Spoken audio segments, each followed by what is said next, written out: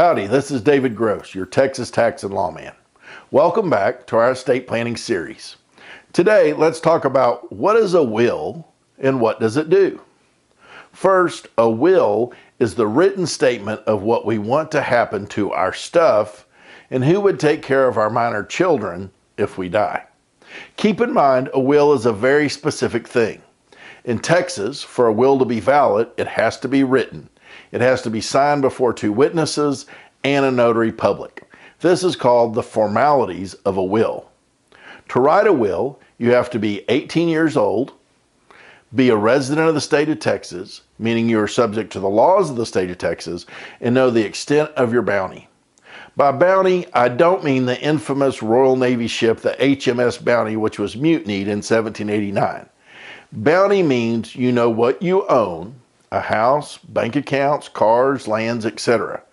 If you don't have your faculties about you, how do you know if we are listing all your assets in your will? Lawyers call this mental capacity. Beyond listing who gets what, a will also lists the people you want to put in charge of your assets.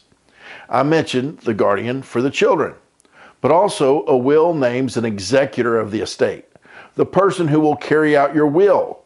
Then, if you name beneficiaries who are under the age of 18, your will needs to list a person to serve as trustee and take care of the money for the kids.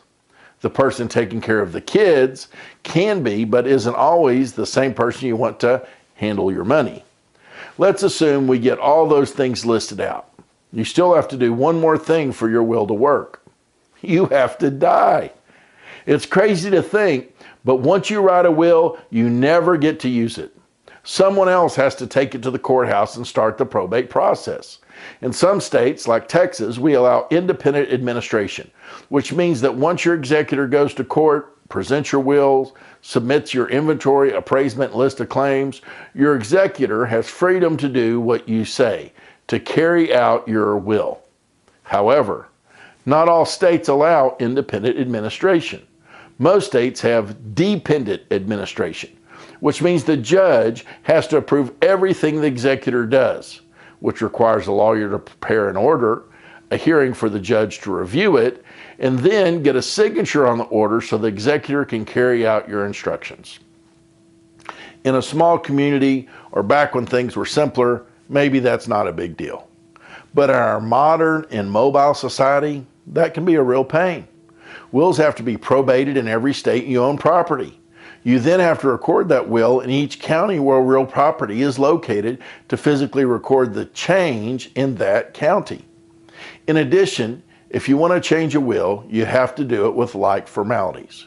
You can write out a codicil, which is a change to a certain provision of the will, or you can just write out a new one. Wills are a great building block for an estate plan, but they do have their limitations. No matter what we do, we want to make sure to be specific and list all the assets and the names of the right people to spare us from the cliffhanger ending we saw in the movie Mr. Deeds. A son born January 23rd, 1958. That is my birthday. To a Miss Consuela Lopez. That is my mother. And the rightful heir to $40 billion. That is my money.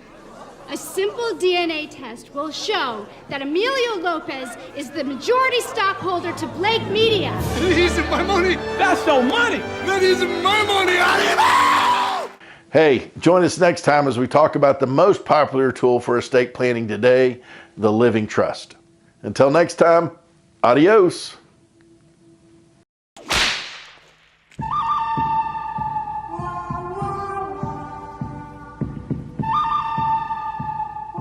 Texas tax and lawman legal disclaimer. Hey, I'm a lawyer. You know I have to have some lawyer mumbo jumbo. This is a general information video, not client attorney privilege information. The content is information only and is not directed to any specific facts or circumstances and cannot be relied upon as a legal opinion, even though that would be nice and save you a trip to the lawyer. If you have a specific legal question, feel free to contact David Groce directly or seek qualified legal or tax counsel in your state of residence, state of mind, or whatever place you call home.